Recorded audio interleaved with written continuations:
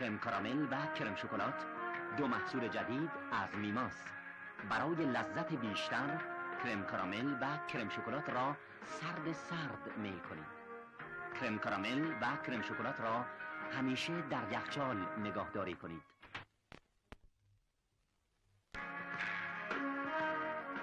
کرم کارامل و کرم شکلات، دو محصول جدید از میماس.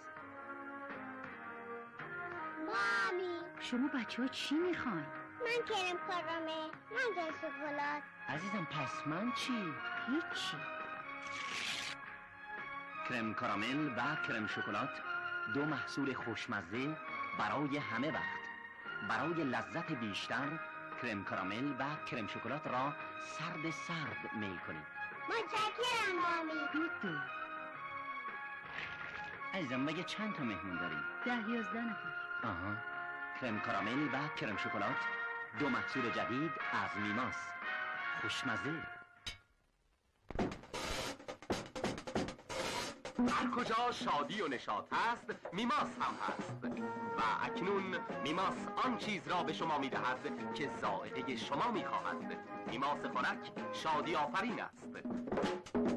میماس لبنی خوشمزه و مقوی مخلوط با میوه‌های تازه. میماس دسر خوشمزه، خیلی خوشمزه. میماس را همه دوست دارند.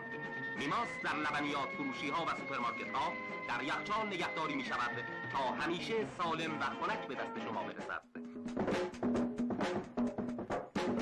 میماس مخلوط با میوه های تازه، توت فرنگی، زردآلو، آناناس، پشملوان. میماس خنک با مواد غذایی فراوان.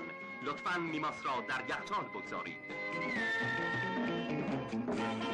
میماس